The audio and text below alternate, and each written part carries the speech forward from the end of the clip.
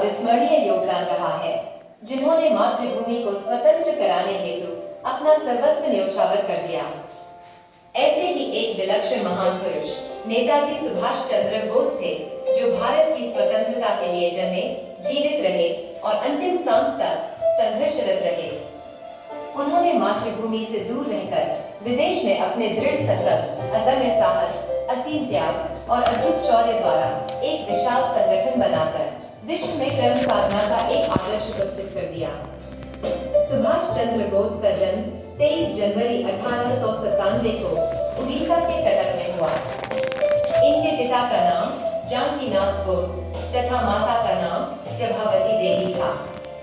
कटक से प्राइमरी शिक्षा पूर्ण कर सन 1909 में उन्होंने रेवेन्शा कॉलेजिएट स्कूल में दाखिला लिया।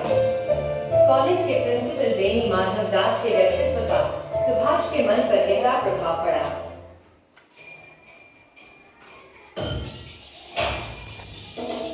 15 वर्ष की आयु में उन्होंने विवेकानंद साहित्य का पूर्ण अध्ययन कर लिया था।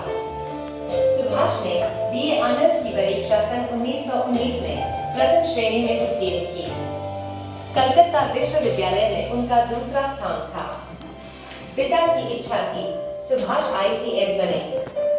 पिता की इच्छा पूर्ण करने के लिए वे इंग्लैंड चले गए तथा सन 1920 में आईसीएस यानी भारतीय सिविल सेवा परीक्षा उत्तीर्ण करते हुए उन्होंने वरीयता सूची में चौथा स्थान प्राप्त किया, परंतु नौकरी छोड़कर उन्होंने अपना संपूर्ण जीवन भारतीय स्वतंत्रता संग्राम को समर्पित कर दिया। गांधी जी और सुभाष चंद्र के बीच पहली मुलाकात 20 जुलाई 1921 को हुई। इन दिनों गांधी जी ने अंग्रेज सरकार के खिलाफ असहयोग आंदोलन चला रखा था। महात्मा गांधी के असहयोग आंदोलन में उनकी निष्ठा नहीं थी, तथापि उन्होंने उसमें सहयोग किया और जेल गए। भारतीय स्वाधीनता आंदोलन के प्रति उनका अभिमत था कि शक्तिशाली की आवाज में ही वास्तविक दम होता है। उनका चिंतन था कि अतिशय अहिंसा देश के पराभव के लिए उत्तरदायी है। उनका विचार था कि ब्रिटिश सत्ता के सामने विनम्रता और गिड़गिड़ाने के बजाय बुलंद आवाज में अपना पक्ष रखा जाए। सन 1928 में जब साइमन कमीशन भारत आया, तब कांग्रेस ने उसे काले झंडे दिखाए।